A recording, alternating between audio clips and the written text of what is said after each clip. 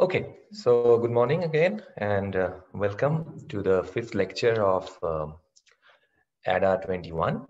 So today we are going to start sort of a new topic, and which I believe is one of the most important topics for this course. You know, if you really want to take away something from this course, I would believe dynamic programming is the one thing that you should never forget ever in your life. And the reason which would become kind of pretty obvious, I think, by the end of this topic, or after we have spent sufficient amount of time on this topic, that it's an incredibly powerful tool. It's an incredibly powerful algorithmic tool which solves a variety of problems.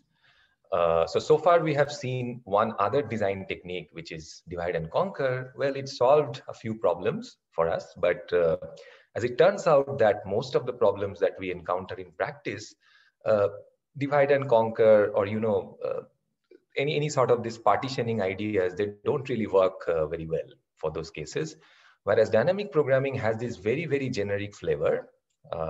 So it often is a very useful hammer in your toolbox. So whenever you see a problem, after you have mastered dynamic programming, whenever you see a problem, uh, that should be the first tool that you should try to apply. And often we will see that it actually gives us reasonably fast algorithms. Not always. We will see examples where the algorithms are not as fast as we want them to be, but often it's the case that they are pretty fast. Okay, good. So let's just begin with an example problem. So I always believe that examples are the best way to convey something. So here I give you a toy problem. Okay. Now, although I state this as a toy problem, towards the end of the lecture, I will try to tell you that this is actually a special case of a very well-known and deep problem in computer science. But for now, let's assume that we have the following toy problem. So what's the problem?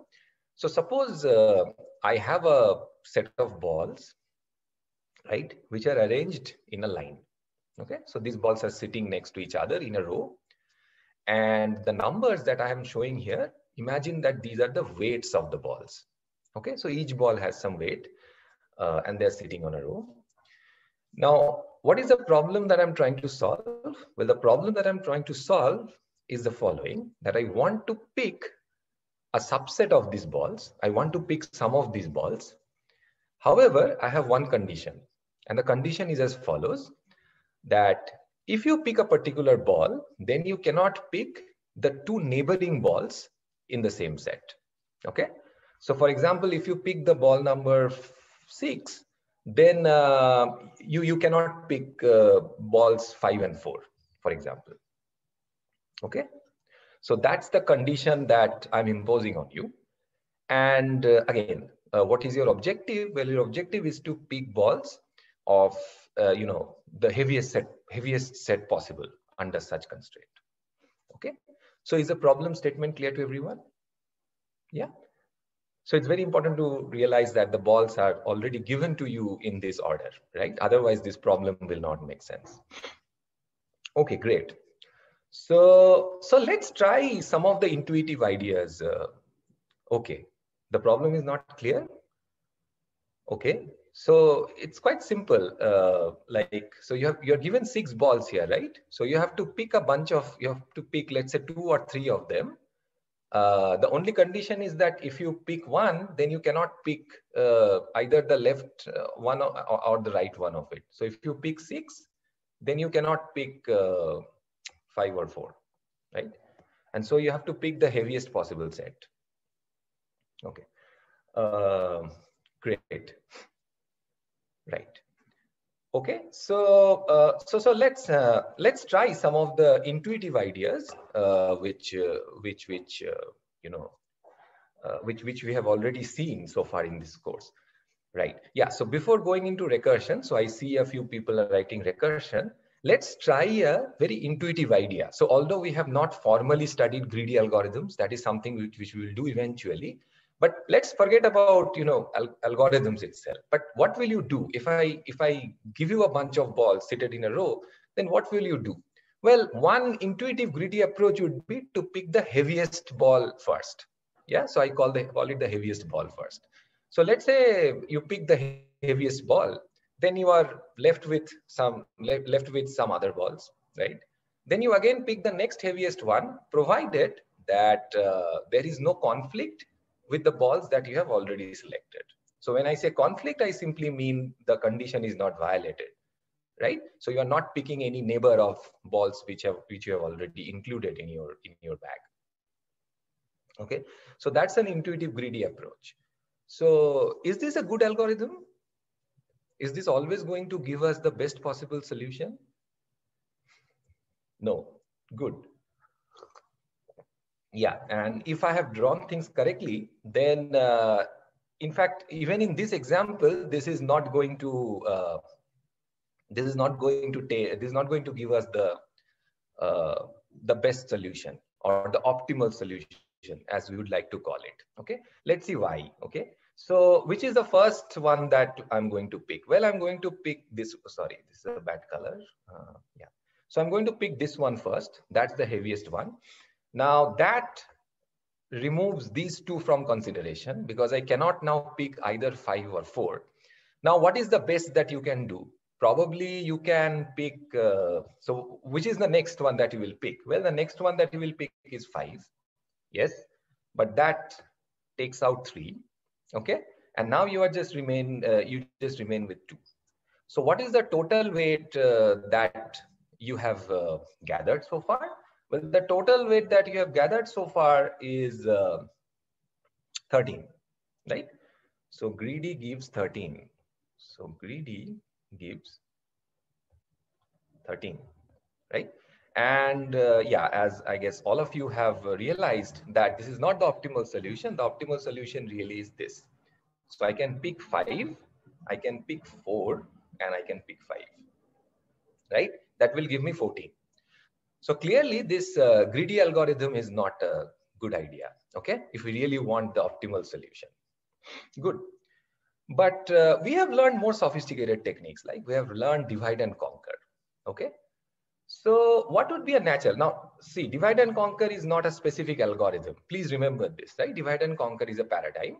So let us try to apply one idea of divide and conquer to this problem. And a natural idea would be to again divide the set of balls into 2 parts, right? Let's say I show that by drawing a line in the middle, like that. And now I recursively solve the left half and the right half, okay? What is the problem here now? Is this idea even going to work? So suppose I find recursively the best solution on the left-hand side and the best solution on the right-hand side, okay? And now I try to somehow combine these 2 solutions, right? So as you will notice that this idea does not even work here. And why doesn't it work here? So let's see. So when I recursively solve, okay, so yeah, so some people are saying it's too much complex when combining, but I'm asking a different question. I'm not asking whether the algorithm is complicated or not. All I'm asking is, if I recursively solve the left-hand side independently and the right-hand side independently, then can I even combine these 2 solutions without, doing something extremely fancy? Or without changing the solution of the left-hand side and the right-hand side? And the answer clearly is no here, because the left-hand side will give me these 2, right? If I solve them recursively, the right-hand side will give me these 2. But clearly now I cannot take the union of these 2 solutions, okay? Right? So I mean, clearly because I cannot pick the ball 6 and 4. Okay, so there are some good ideas here. So basically what some people are saying, that maybe I need some more recursive calls. Okay, so yeah, that is indeed a solution to this problem. So let's see what these people are saying. So what they're saying is the following. Well, instead of just solving the left-hand side and the right-hand side, I will solve 2 other subproblems. And what are the 2 other subproblems? The 2 other subproblems are, you solve the left-hand side with everything except the rightmost one, okay? And I solve the right-hand side with everything but the leftmost one. Okay. So again, what are we doing here? We are recursing 4 times. Okay. So we are using, so use 4 recursions. Okay. So what are the 4 recursions? 2 recursions are our usual left and right. So I take the left, I take the right completely, right? And then I take 2 more recursive calls, which are everything on the left barring the rightmost one on the left hand side, and everything on the right barring the leftmost one on the right hand side. Okay. And now I think it's not very hard to see that if you suitably try some combinations, then one of them will actually give you the right solution. For example, you take this solution on the left, which has left out the rightmost ball, and then you take the entire solution on the right hand side, and so on and so forth, because that will not create a conflict, right? Then when you combine, you won't have conflict. Now clearly you can try these possibilities in some constant time. There are only, let's say, you know, at the worst case there are 4 choose 2 possibilities, right? Good. What is the runtime of this algorithm?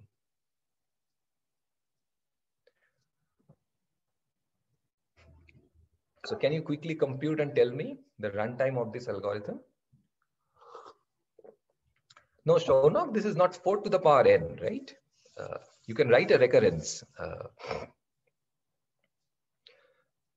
Yeah. So try to write a recurrence here.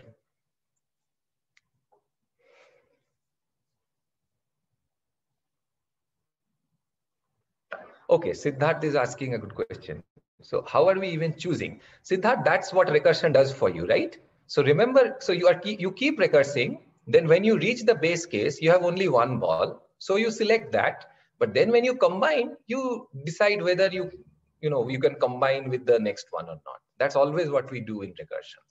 Good. So the answer to this question about the runtime is it's going to be n squared.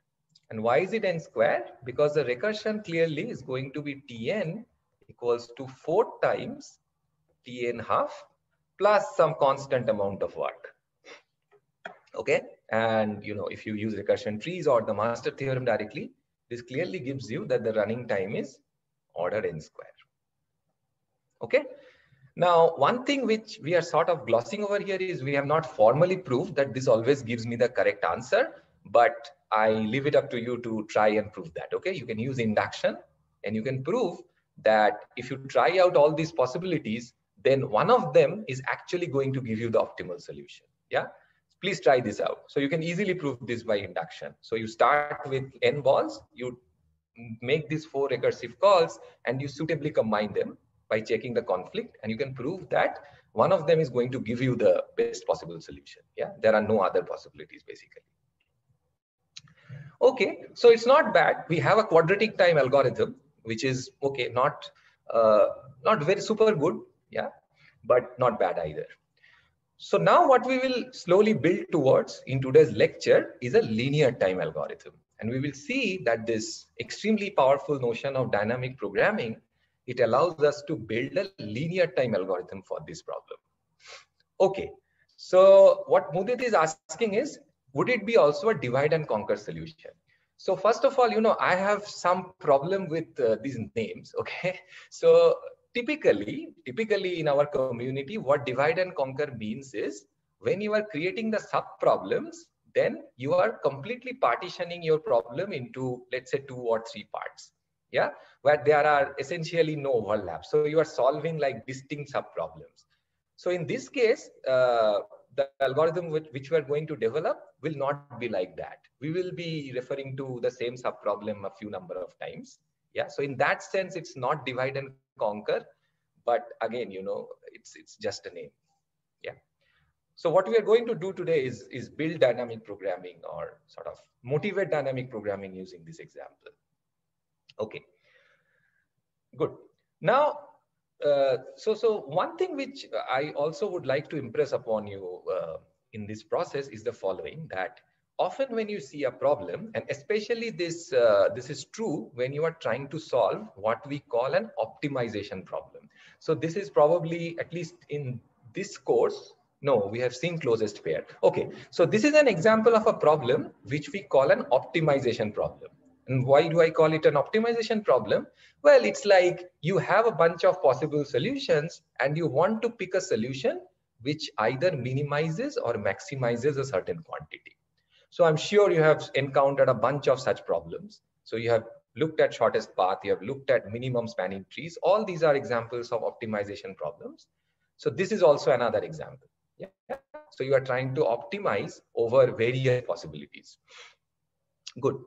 So whenever you have an optimization problem, so one thing which is often useful to ask is, how does the optimal solution look like? Because remember, at the end of the day, you are trying to design an algorithm which is going to give you the optimal solution, or at least one optimal solution, let's say, because there could be several optimal solutions to a particular instance of that problem. So the first thing we should ask is, or try to understand is, what is the structure of the optimal solution? Can we sort of narrow down the possibilities that an optimal solution has to a few cases? Because that will sort of help us design an algorithm. If we just have to brute force search over every possibility, then we cannot hope to design an efficient algorithm, right? So can we even try to start understanding the structure of an optimal solution? So here is one way of doing that, okay? So I have changed the instance a little bit, and I hope that it's correct, okay? Aryan, so good. So Aryan is saying that try to start from the biggest elements. So the point is, again, Aryan, you are thinking about the algorithm. What I would encourage you for now to do is forget about the algorithm. Just think of an instance and think of an optimal solution to that instance, not an algorithm to get the optimal solution, the solution itself.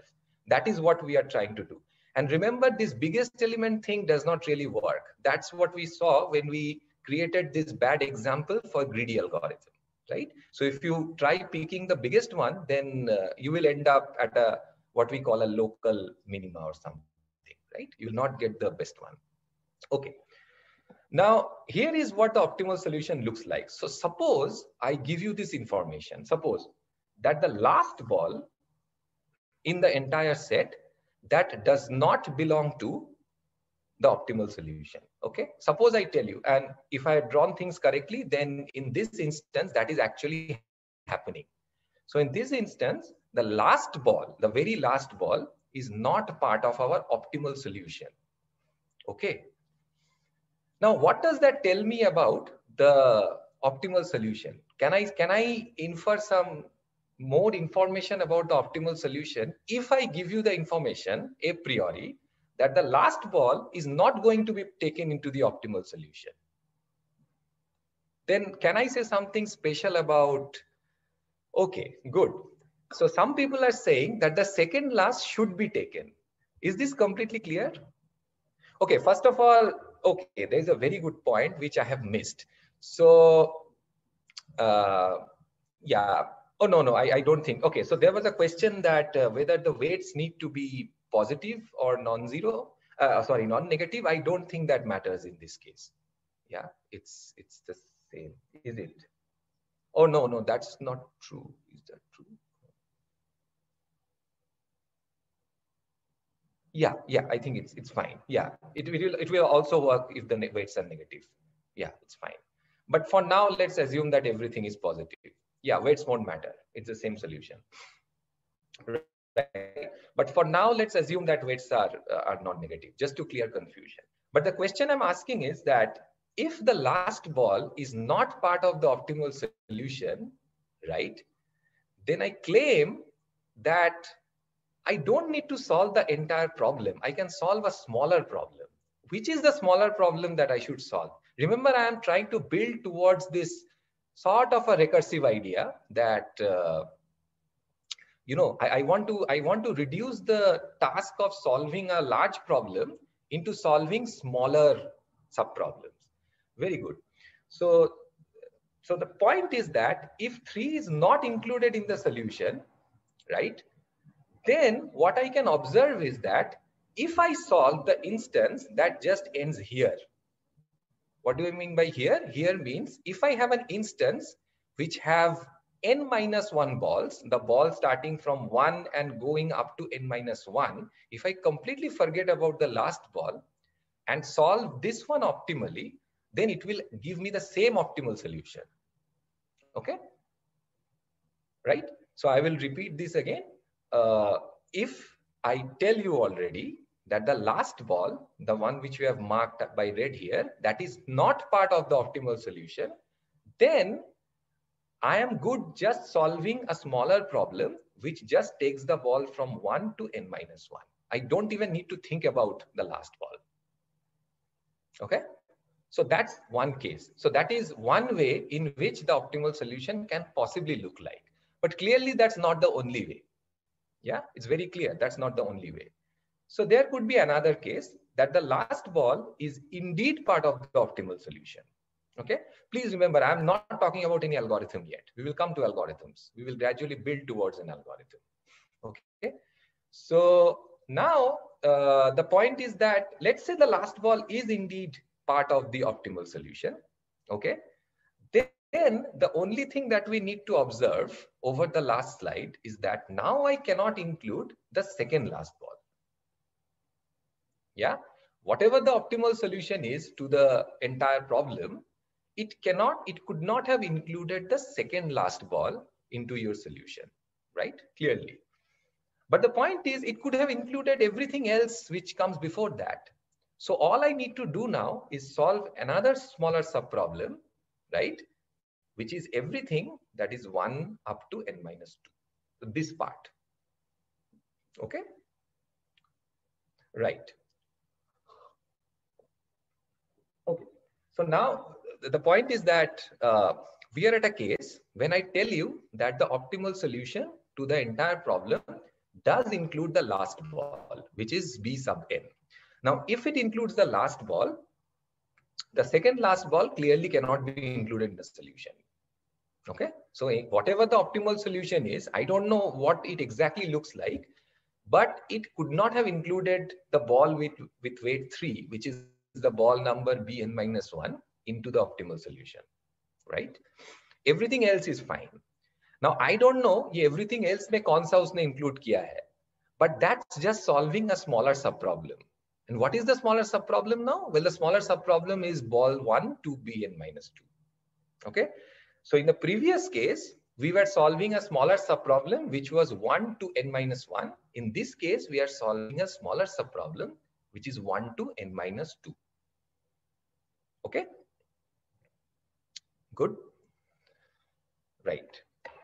Okay, so the question is, was the problem about finding the max sum or finding the subset? It's the same thing. I mean, we will see that the algorithm that we will design that can give us both the things. So you can find the maximum sum as well as you can retrieve the actual subset of balls. Okay, once we finish this algorithm, we will see that we have everything. Okay. Okay. So any question about this? Okay. So just, so this is just like repeating what I have just said, that the remaining green balls. So if I tell you that the optimal solution includes this last ball, then जो भी हमारा remaining green balls है, right? That has to form an optimal solution to the subproblem that starts at 1 and ends at n minus 2. Okay. Now this is a slightly stronger statement that I'm making now, right? What I'm saying is that if I look at the optimal solution and I discard the last ball, I include it in the solution, then जो भी हमारा remaining green balls है, they necessarily form an optimal solution to the subproblem 1 to n minus 2. Okay, that is how the optimal solution has to look like. So can anyone give me like a one-line argument of why this is true? Or if I ask you to formally prove it, how would you prove this fact?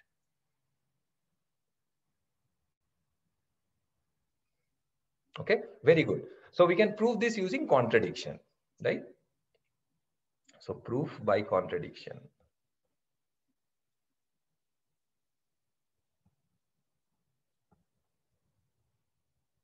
right?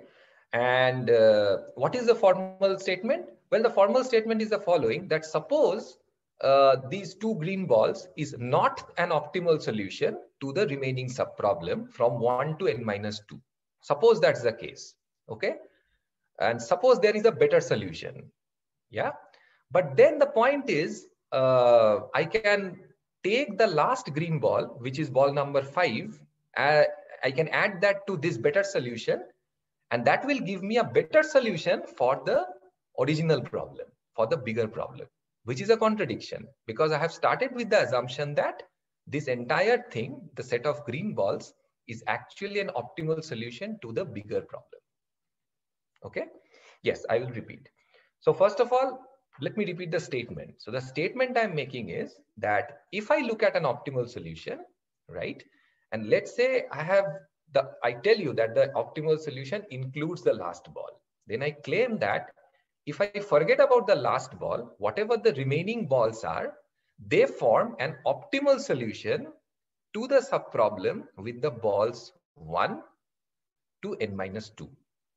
This is the statement that I'm making. Yeah, not any algorithms yet. This is just a statement about the optimal solution. And I tell that any optimal solution has to look like this. Okay, in this case. And the way we are proving is using contradiction. Okay. Yeah. So we are proving this using contradiction. So the point is that suppose that this part, suppose this is not true. Suppose these two green balls is not an optimal solution to this subproblem.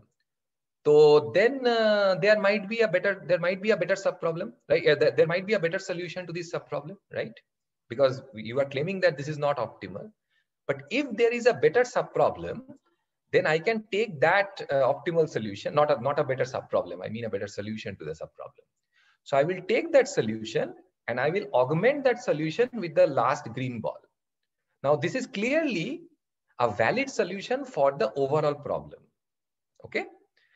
But I have now created a solution which is better than the optimal, and that's the contradiction, right? Because I started with the assumption that these three green balls actually form an optimal solution to the bigger problem. Okay, so I'm just arguing about the structure of the optimal solution. I'm not talking about any algorithm yet. Okay, so there was a very interesting question. So somebody asked that if the weights are negative, then doesn't it help to actually not include the last ball? So let's say the last ball has negative weight. So what he's asking is, then why should we even include the last one? Yeah. So then so the point is, I think Kevin asked this question. So the point is, Kevin, then we are not even in this case. So remember, then we are in this other case where we are not including the last ball as part of your solution, right? So all I'm saying is that the optimal solution can look like the following two ways. एक हो सकता है कि the last ball is not included in your solution. Then whatever your optimal solution is an optimal solution to the subproblem 1 to n minus 1 as well. Yes, that's case number 1. Case number 2 is, suppose the last ball is indeed part of your optimal solution. तो अगर हम उसको भूल जाते हैं, उस ball को अगर हम रिमूव कर देते हैं अपने थॉट से, तो जो बाकी बचा हुआ ग्रीन बॉल्स है, they necessarily form an optimal solution to the subproblem 1 to n minus 2. Okay, so these are the two statements that I'm making. Okay, so let me write this statement a bit formally, then I'm sure you might have questions, so please feel free to ask me.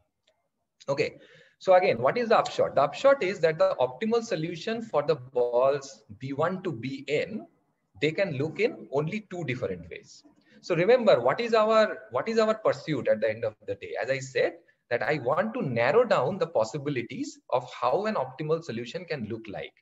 Because if I'm able to narrow them down, then there is a hope that I can design an efficient algorithm to find these solutions. Okay, if I have to explore through a lot of solutions, then there is clearly no hope. Yeah, I cannot hope to do that. And that is the essence of dynamic programming, that you look at the optimal solution and you try to narrow down the possibilities as much as possible. And that is the exercise that we are doing currently. Okay, so the upshot of all this is there could be two cases that can happen. One is that Bn is not part of the solution, right? If Bn is not part of the solution, then the overall solution is just the solution with the balls B1 to Bn minus 1. Okay, so we don't have to worry about the last ball at all because that's not part of the solution. And the second case is that Bn is in the solution, then the overall solution is whatever the solution is with the balls B1 to Bn minus 2 plus this last one. Okay, so these are the only two possibilities that I'm worried about, yeah, or that I need to take care of. Okay, so questions? Is this clear so far? Yeah, confused?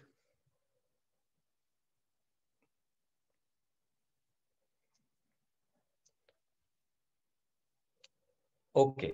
Are positions of two remaining green balls known in your induction proof? That's an excellent question. That's a very good question. Okay. So when I'm proving, Siddharth, I am doing a thought experiment, right? So there I'm claiming that there could be these two cases, or मैं एक case ले रहा हूं and I'm making some claims about it. So what Siddharth is asking is, do you know the positions of these green remaining balls, the remaining green balls? The point is there is nothing to know here. I'm just saying that दुनिया में ये दोनों ही case exist कर सकता है. If I look at the optimal solutions, then the optimal solution can only have these two structures. And I'm making this claim about those two structures independently, right? Okay. So that is the whole point. So far, I have not talked about algorithms, and that's a very good point that you have raised. And we will see in a minute why is that. Okay, why is this type of solution dynamic programming? So Prerak, we have not yet gone to a solution. So let's wait till the solution is, and then we will see why this is different from what we have been doing and all that. So far, it's not even clear what the algorithm is. Okay, great. So now this gives us an idea. Now taking cue from what Siddharth is asking, what is the problem if I want to convert this idea into an algorithm? What is the first problem that you should encounter? So suppose you know the power of recursion and all that, and this should clearly tell you that there is a recursion coming in somewhere. You are reducing your bigger problem to solving smaller problems, and somehow, you know, again, using solutions to smaller sub-problems. But what is the issue? What is the real issue here? And the answer is hidden. And the answer is hidden in the question that Siddharth had asked. Very good. We don't know the optimal solution. No, Mudit, base case is fine. So base case, so it's okay, right? We can just keep reducing until we reach, let's say, one ball or two balls, and we can just brute force. The main issue here is, how do you know what the optimal solution looks like? You don't know how it looks like, right? I am telling you that, okay, ये दोनों case हो सकता है, but उनमें से कौन सा case में आप हो, ये आपको किसने बताया? Nobody is telling you that. You are actually trying to find out. That is precisely the problem that you are solving.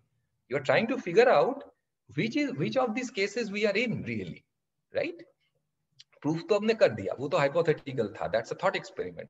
But when you are running an algorithm, you have no way of knowing how the optimal solution looks like, right? In other words, you have no way of knowing कि ये जो BN ball है, इसको हम include करेंगे कि नहीं करेंगे. Okay, so we need to figure out, we need to figure a way around that. Okay, very good. So the obvious answer is that you try both the possibilities and you take the best of the two. Okay, that's the obvious solution. And now, you know, this, I mean, you should start appreciating that the very reason that we have been able to narrow down the possibilities into only these two cases. So अभी हम बहुत जोर से ये बोल सकते हैं कि अरे दो ही possibility है, तो दोनों को देख लेते हैं, उसका best return कर देंगे. Okay. So everyone gets this point. So remember, we have narrowed the optimal solution down to two cases. But remember, I'm trying to maximize my sum. So ठीक है, अगर दो possibilities है, I will try both the possibilities and I will take the max of those two. Okay, that's the next idea towards building an algorithm. Okay, right? Any questions so far? Good. Okay, so now let's see. So we are not yet, said anything about algorithm design. So this is, let's say, the first cut algorithm. So far, जो भी हमने idea develop किया है, that will give us, that can give us this algorithm, right? And it's a recursive algorithm. And I like recursion because it helps me think very cleanly. So let's say I design this recursive algorithm. So let's go through this algorithm a bit slowly. Okay. So what is it doing? So let's say I call it select balls, and it's supplied with an array of balls B1 to Bn. Now clearly, if n equal to 1, I have only one ball, then I have nothing really to think about, right? I will just return it. So if I have a problem instance which just has one ball, then clearly I can use that ball. There is no reason not to pick it. So I will just pick it, right?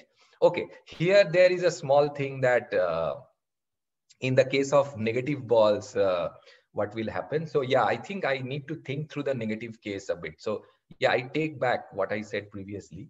Well, it's not really, it's a corner case. Yeah, all I'm saying is that if n equal to 1, then you should not always return B1. You should check whether it's negative or not, because you might be better off not taking the first ball in that case. Okay, so I had assumed that everything is non-negative, which is why the base case looks like this. Exactly, return the max of. Yeah, so let's actually do that.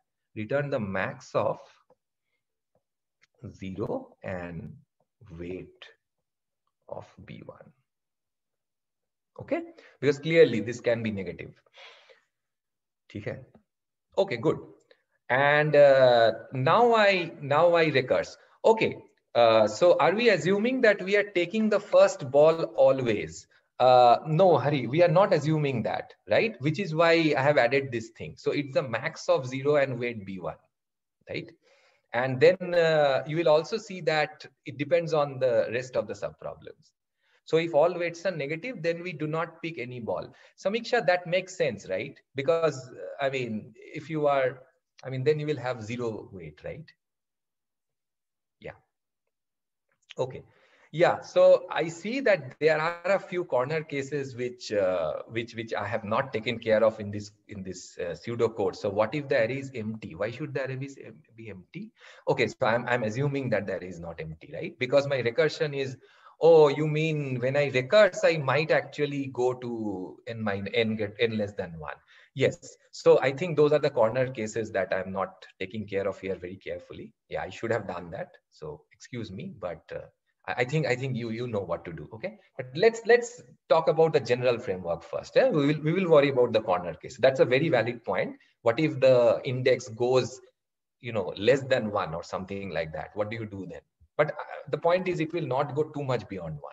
Okay, I mean too much less than 1. Okay.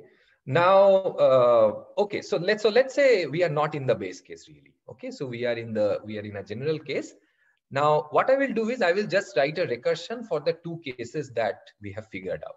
So the first case tells me that, okay, you solve the subproblem from B1 to Bn minus 1.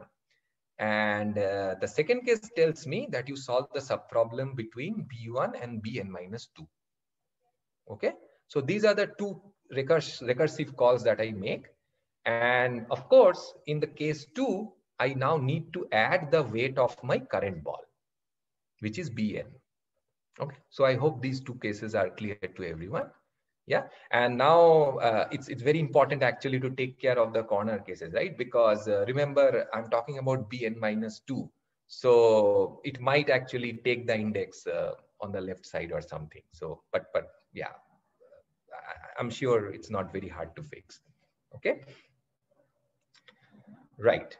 Okay. So now, okay, what I will simply do is I will return the maximum of the two solutions. Yeah. Okay. So yeah, barring the corner cases is the main thing clear to everyone. Yeah, I understand the corner cases needs to be handled a bit more carefully, but yeah, it's not a very big deal. Yeah. Okay. Good. Now, what is going to be the runtime of this algorithm? So if I do this recursion, then what is the runtime of this algorithm? 2 to the power of n. Why is it 2 to the power of n?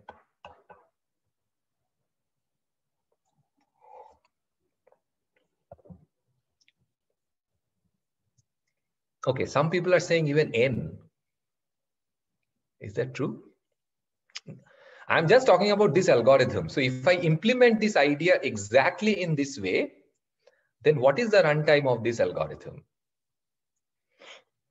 Okay, so some people are saying 2 choices at every index and all that. So remember, that depends on a different implementation. So maybe you are thinking already of a smarter implementation of this idea, but that's not what we are talking about here. I'm just looking at this algorithm. This is a recursive algorithm.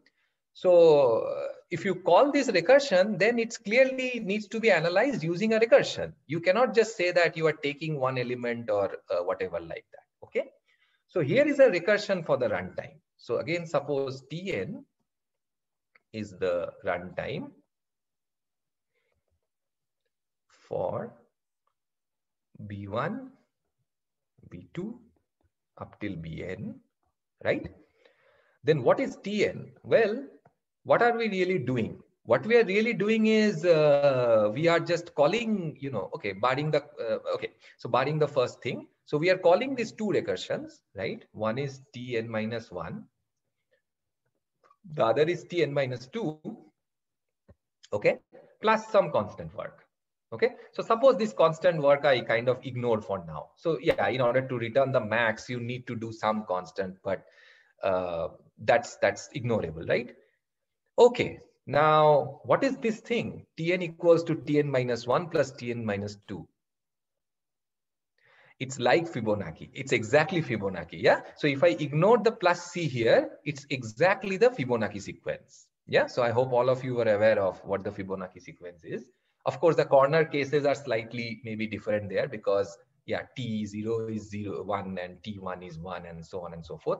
But barring that, this recursion looks like the Fibonacci sequence. Yeah.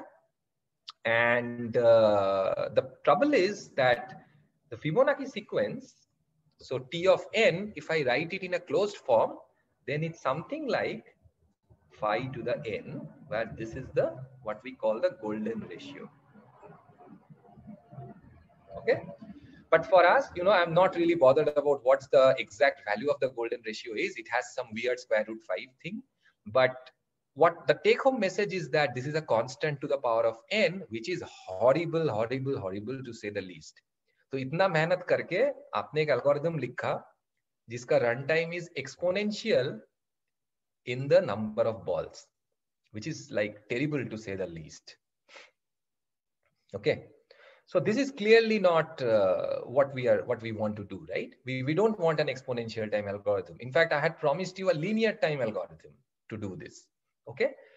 So what could be the idea? Yeah. So I guess some people had already pointed this out that, why are we repeating work and all that? So let's see what actually we mean when we say that. So the question we are asking is, why is the runtime so horrible? The idea seems fine, but the runtime is suddenly horrible. What is the basic reason that this is happening like that? Yeah. So that can be very well understood if we try to draw the recursion tree. Okay. Yeah, it's repeating cases basically. So let's just draw it. Okay. So the point is you start with, so let me call the solution. So solution for n. So what are the recursion it's calling? Well, it's calling solution n minus 1 and it's calling solution n minus 2. Yeah. Now solution n minus 1, this is again calling solution n minus 2 and solution n minus 3. This guy is calling solution n minus 3 and solution n minus 4. Okay. Now note that ये solution n minus 2 का जो subtree यहाँ पे बन रहा है, this is exactly identical to the subtree that you are creating here, right? So you are solving the same subproblem again and again and again and again if you just blindly use recursion. And this is why, it's easy to think in terms of recursion, but it's not always a good idea to implement an algorithm using recursion. And this is the first lesson that dynamic programming will teach us essentially. Yeah. Again, remember the thinking process is actually easier if you just break up a large problem into smaller pieces. Not smaller pieces. You can reduce solving the large problem into solving a smaller problem and then just combining the solution. But while implementing, we should be smarter. Okay, and this is all what dynamic programming is about. Okay, good. So what will be the idea? Well, clearly, because we are reusing solutions, why not just store them? Yeah, why not just store them in some table, and then just try repeating, try accessing them whenever it's required. Okay, so in order to be able to do that, so we are thinking of storing. The first question that we should ask is, how many distinct subproblems are we really solving? What is the number of distinct subproblems? Well, clearly the number of distinct subproblems is something like n. Why is that? Why? Because there is a subproblem for every prefix of B1, B2 up till Bn. Okay, so I hope everyone understands what a prefix means, right? So if I fix some I, then 1 to I is a prefix, right? So it's the first I elements of the of a sequence. Yeah, so that's a prefix. So every prefix ke liye you have one subproblem, and that is all you care about. You are not solving any other random subproblems in this sequence. Yeah, you're only solving the prefix. And although this seems trivial for this case, the reason I chose this problem as a warm-up is this is really a leeway into dynamic programming. But as we will see that when we solve more complicated problems using dynamic programming, these are not that obvious always, that okay, how many problems you are solving and all that. So these are the ingredients that you should be aware of when you are trying to design a dynamic program, or you are trying to use dynamic programming to solve a problem. Okay, good. So at least for this one, then the obvious fix is you just cache the already subcomputed subproblem values in an array, and you look them up in order one time. And I guess, as somebody has already pointed out, this technique is, for some unknown reason, or at least unknown to me, it's called memoization. I hope I spelled it correctly. I never use this term for any of my purpose, but if you want, you can remember it. If you want, you can forget about it. But all this is saying is, just storing pre-computed values in some sort of a table. Yeah, and it has been given this fancy name, memoization. Okay, good. So now that we have this idea, let's just modify our previous algorithm a little bit. Okay. So we are still not throwing away the entire recursive structure. Yeah, maybe there is a way to do that. We will see later. But for now, let's just try to sneak in this memoization idea into whatever we had previously. Okay? So all I am doing new now is I am initializing a table. Yeah. So which is of size n. So clearly you can, so when I say tab, it's just an array of size n. So each entry of this table is supposed to keep, okay, that let me ask you actually, what is each entry of this table supposed to keep? So if I think of the original problem, then what is tab I really keeping? What is tab I? Very good. It's the optimal solution. Excellent. So it's the opt solution of B1, B2 up to BI. Okay, great. Okay, solution for the prefix I. Very good. Okay, so now I think the rest should be pretty obvious. So when I call select balls, first I check whether I already have these values stored in the table or not. Yeah, so yeah, I'm just again glossing over the detail by saying that whether it's valid. Now, whether it's valid or not, you need to keep some sort of a, I don't know, some symbol or whatever you want to indicate whether it's a valid entry or not. So you check whether it's valid. If it's valid, then you don't recurse. You just return that value. If it's not valid, then you do all the kaam jo aap kar rahe the. But remember, very important, you need to, so after you have computed after you have returned from the recursion, you should now store the new entry in the table. Yeah. Right. Okay. So Shubham is asking a question that Why is it not enough to just store the values n-1 and n-2? Yes, Shubham. So the answer is, for this problem, that is actually enough, clearly. Yeah. So we are clearly overdoing here. We don't really need to store all the values. However, the reason I am showing you like this is because there are two reasons. First of all, remember, we are trying to build towards a more general idea of dynamic programming, and there you will often see that it's advantageous to actually hold all the values, because you will never know which of the values you will want. So this is very important to understand. Although we are discussing with respect to one particular problem today, the basic ideas that we are forming, they actually generalize to more complicated setting. And for those settings, you will see that it's actually advantageous to store all the subproblems, all the smaller subproblems essentially. Okay. But yes, you're absolutely right. In this case, it's enough to actually store just the last two, because clearly we don't need anything else more than that. Okay. There is another advantage. I don't know whether you call it an advantage or not, of storing all the values. Can someone point that out to me? What is, I mean, we are really doing a bit more by storing all the values. Yeah. Okay. I think it's a bit hard to answer the way I'm asking it. So I will give you the answer. Very good. Backtracking. Yes. So the point is, if you store these values, you are not only solving the question for the entire problem, but you are also storing the solution to smaller subproblems of your problem, and which is not a small thing to have. Yeah. So you are asked to solve the problem with n balls, but here you are actually solving everything starting from 1 ball, 2 balls, 3 balls, up to whatever n-1 balls. Okay. So that's an advantage. And again, as I'm saying, that maybe for this problem, it's a bit hard to appreciate why we even bother about that. But when we will do more complicated stuff, you will see that this is very, very handy.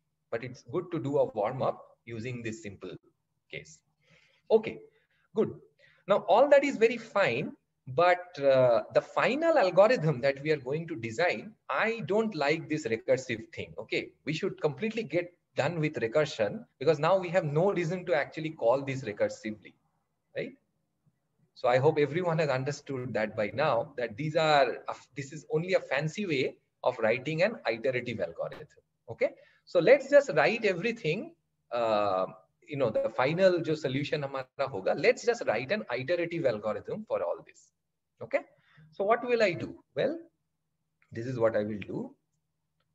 For so I guess again the initializations would be, let's say, tab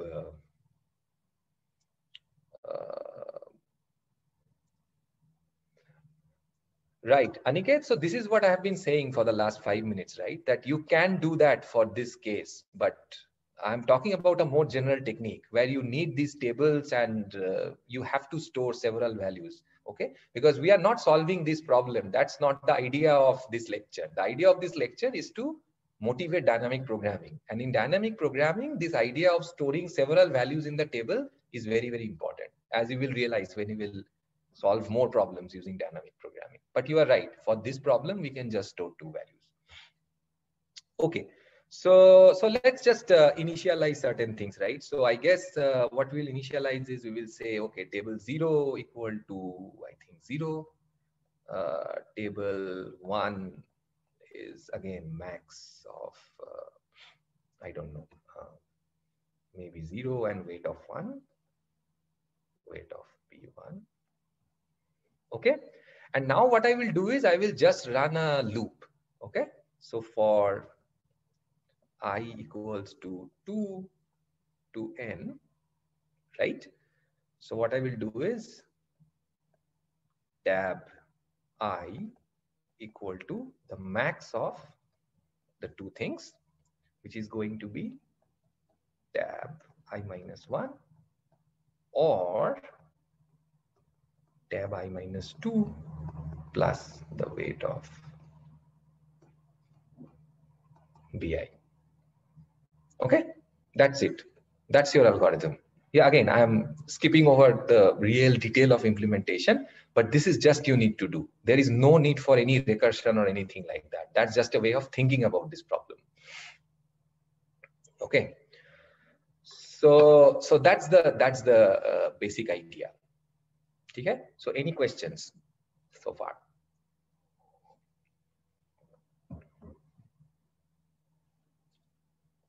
Okay. So one thing which we have glossed over is this procedure, whatever this procedure is, it actually just populates the values of the optimal solution, but it does not really populate the solutions themselves. So remember, at the end of the day, I really would like to know the set of balls that I'm selecting. So any ideas of, I think there was some on the chat, but I did not really look at them because I was saying something different at that time. So, okay. So the problem is, yeah, by backtracking. So what do I really mean by backtracking? What is backtracking?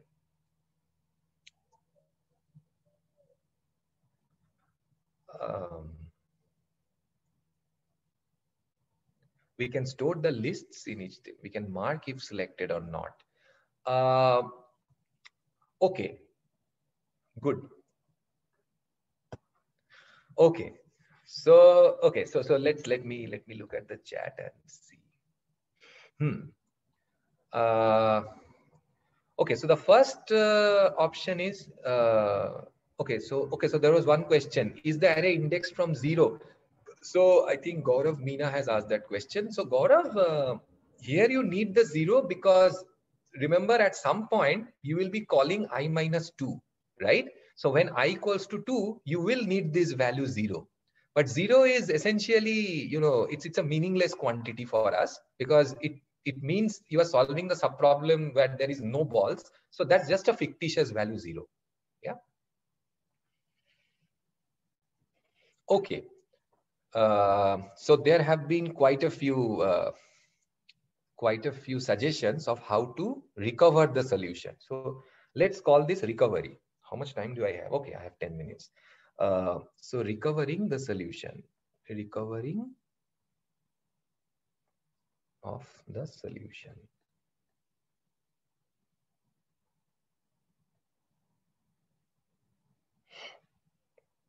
Okay, so there are several ways of doing it. Let me show you the way I like to visualize it. And I think it's essentially a combination of the ideas that I see on the chat.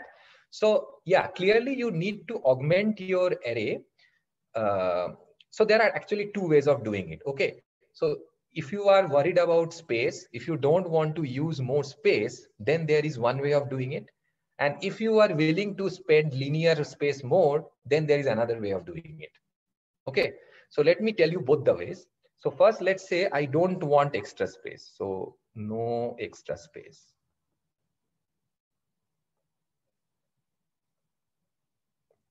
So suppose I don't want any extra space. Suppose I don't want to use any extra space for this purpose. Okay, then what I will do is the following. So I will make two passes through this array. Actually, I don't think this problem can be solved using one pass. You actually need both the passes. I mean, whatever you use, whether you use extra space or not, you will need the two passes. I have not thought through it very carefully, but I don't think you can do. I mean, unless you are using very sophisticated data structure, which no, I don't even think that's possible. Yeah. So you will need two passes, but there are two ways in which you can use these two passes. So the first pass, when you do the left to right scan, that is just going to be building the table. So left to right is building the table. Building the table. Okay. Now, so remember, once we do the forward pass, we are populating these values, right? So this is 0, this is 1, this is 2, and so on up till n. So I'm making this entry. So maybe this is 0, this is 2, this is, I don't know, 2, this is maybe 5, and so on and so forth. Yeah. So ये सारे values अभी हमारे पास है. Now, when I want to recover the solution, right, I will just look at the last entry. So how will I know whether to include this guy or not? So let's say now I make a backward pass. I want to make a pass which is in this direction, but I don't have any other information. I just have this table, which has the values of the optimal solution. Exactly, right? So what I do is, suppose I run a pointer kind of from the end to the beginning. So suppose my pointer is here, but now remember, I have all the optimal solutions in my hand. So I will check with two values, right? So the first value I will check is the number, the entry which is here, plus the weight of the last ball. That is one thing that I'm going to check. And the other thing that I'm going to check is just the value in the previous cell. Okay. So what I'm checking is the max of, so check max of table I-1 and table I-2 plus the weight of Bn. Okay. Now, if it turns out that tab I-1 is the bigger of these two quantities, then I will not include n. Uska matlab hai ki n is not part of the solution. And agar dusra wala bada hai, so then I will include n in my solution. Yeah. Okay. So aise mein, I will just keep doing this. Right. Okay. And suppose now I have picked this guy. So now, of course, I will not, I don't bother to actually check for this entry at all, because I know that this guy has not been included in the solution, the I-1th guy. So I will just keep doing the same thing starting from I-2 from this index. Okay. That is one way of doing it. So this requires no extra storage at all. Okay, you understand that. All you need to do is a forward pass and a backward pass, and you can reconstruct the whole solution. Okay. The other way that you could have done this is, if you want to avoid this comparison, while creating the forward pass, you could have explicitly stored these red pointers, right? So all you need to store is which of these red pointers you are actually taking when you are populating a particular entry. So again, when you are making the forward pass, suppose you are trying to populate the entry Tn, then you check which of the two options you are taking. Agar aapne ye option diya, then you place a pointer to this guy and you actually, so you place a pointer to this guy and otherwise you don't. Okay. And now when you are doing the backward pass, you just trace these pointers. Okay. So if your pointer is actually skipping over the previous element, uska matlab hai ki you should include n in your solution. If you are not skipping over the last element, then you should not include n in your solution. Okay. So by starting at n and by tracing back these pointers, you can recover the solution. And again, remember, this is the very powerful thing, which again, I will repeat this as many times as possible. Maybe it's not coming out very well for this toy problem, but this is an extremely powerful tool that you will be able to recover not only an optimal solution for the whole problem, but suppose now you are interested suddenly in a problem where you just have the balls, let's say 1 to 5 instead of 1 to n. You can also recover that just by starting at entry number 5 and backtracking. Okay, all this information will be stored in this table. So once you have created this table in linear time, you have this entire spectrum of information and you can do a lot of things with that. And we will see that how this becomes very, very handy when we solve more complicated problems. Okay. So I will, yeah, so that's what I wanted to talk about today. So now I am willing to take questions.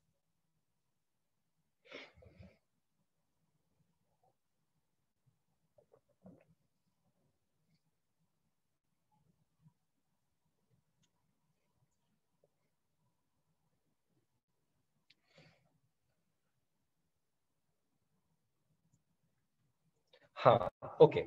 So, right. Okay, good.